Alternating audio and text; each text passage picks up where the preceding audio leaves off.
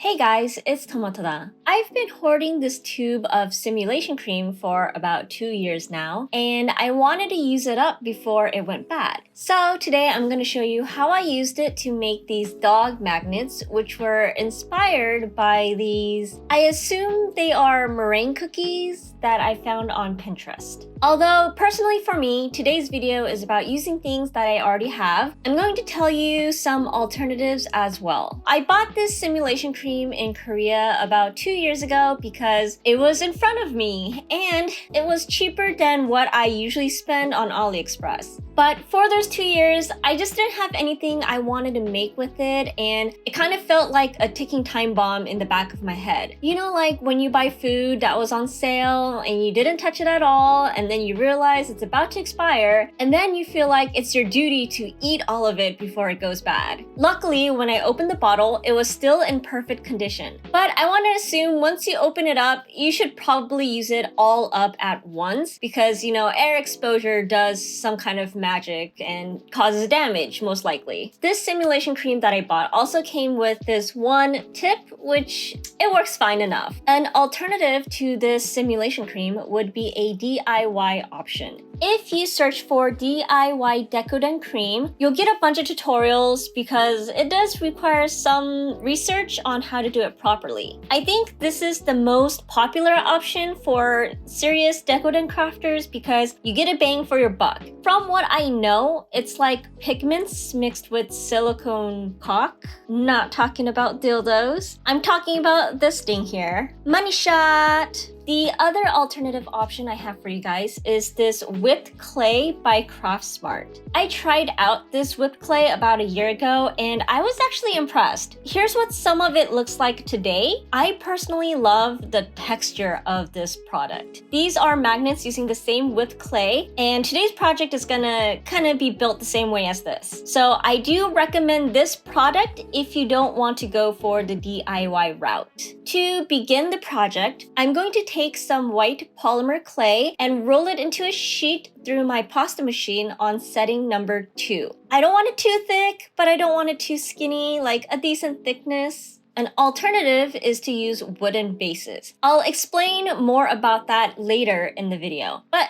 I'm going to use polymer clay. With the white sheet of polymer clay, I'm going to cut out 1-inch circle shapes, and this circular cutter is from a ramen bottle because it's all I could find at the time. I chose to do 1 inch for these because the piping tip for the simulation cream is kind of small. Then I'm going to smooth out the edges with my fingers. Taking a sharp object, I'm going to etch some cross hatches onto one side. Not too deep that it cuts all the way through. I just want to create texture on the surface so that when I whip the cream on top of it, it'll adhere better. Then I'm going to place it in my oven tray, and this is just extra, but I'm gonna add a ceramic tile on top to ensure that these come out flat. Then bake it according to instructions. In the meanwhile, I'm going to work on the eyes and nose. Rolling the black clay into a thin rod, I'm going to cut it into equal amounts. I find that the smaller the eyes, the stupider the face. So that's why these are kind of small. But afterwards, I'm going to roll the clay pieces into a ball. And then I'm going to roll it into a cone by adding pressure onto just one side. I want the whole shape to be like a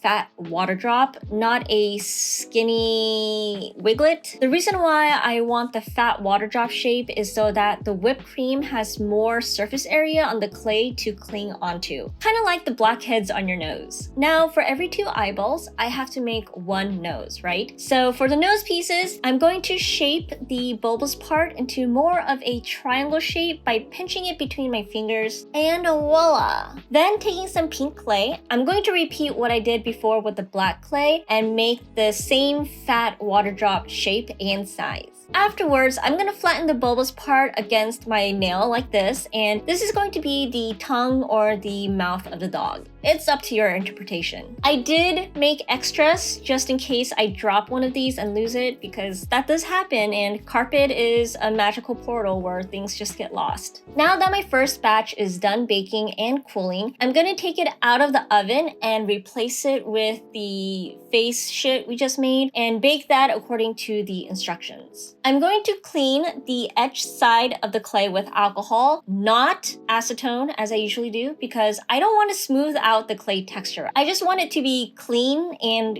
grease-free. Now I'm going to cover my workspace with parchment paper because the simulation cream doesn't stick to parchment paper, but neither does tape. So I'm going to use scrap clay to hold down the corners of the parchment paper like so. I'm also going to use the same method to hold down the circular bases so that they don't move around while I'm piping on top of them. But I'm going to thin out the raw polymer clay so it doesn't add any extra thickness. Once the face sheet is done baking and cooling, I'm going to remove them from the oven. Now that I have all of my parts ready to go, I'm going to start piping, beginning with a small test pipe.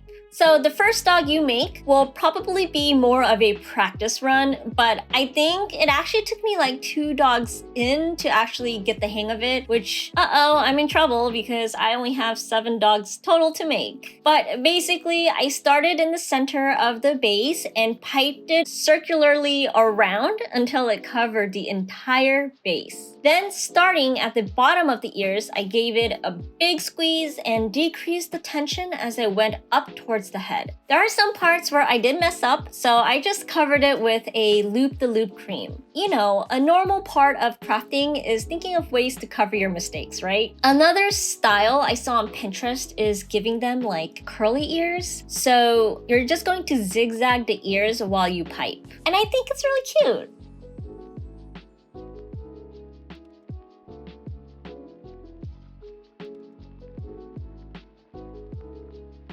At this point, I was running very low on cream, so it was getting harder to squeeze out. I want to say 1 bottle of this simulation cream gave me about 10 dogs. I already made 3 tester dogs before making this video, which is why I say 10 total. After piping, I'm going to add in the eyes, nose, and mouth. So thankfully, this simulation cream gives me a lot of time to work with when it comes to adding in clay details or any other details. But I have heard that with the DIY silicone cock whip, you have to actually act fast because it sets quickly. For the Craft Smart whip, I honestly don't remember if it sets fast or slowly. So if any of you guys know or remember, please tell me in the comments below. Now, I did mess up on the ear here, so I decided to cover it up with a bow. And then I thought it'd be fun to add some eyelashes to this baby over here. After everything's finished, it is time to let it dry. And according to the internet, this specific simulation cream takes about 24 to 48 hours to completely set.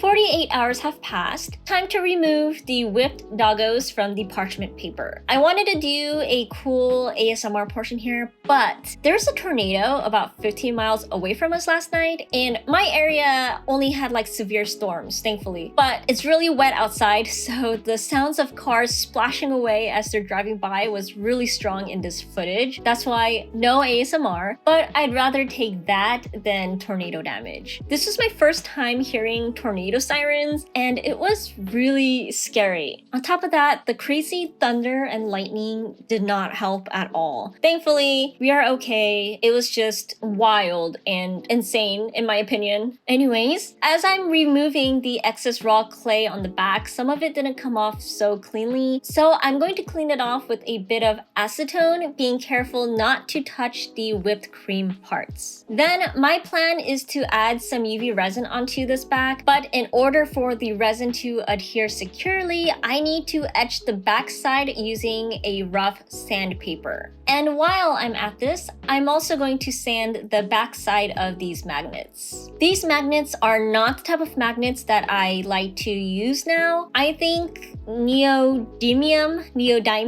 magnets, or whatever the fuck they're called. I think these are the best kind of magnets to use for your projects, but I don't have any circular ones. What I do have are these circular magnets from Michaels that have been sitting around rent-free for the past 3 years. But if you are going to buy magnets, I recommend getting the neo ones. After sanding, I'm cleaning everything with alcohol, not acetone, because once again, I don't want to smooth out texture, I just want it to be clean. Time to add on some UV resin to the back side of the polymer clay and cure it. Let me explain to you the purpose of all of this. Gluing metal directly onto polymer clay is not very strong. The best glue for polymer clay is polymer clay itself. So either use liquid clay or encapsulate the magnet completely into polymer clay, but that means it has to go back into the oven, so that's not an option for me. However, interestingly enough, UV resin and epoxy resin does cling onto polymer clay pretty well, but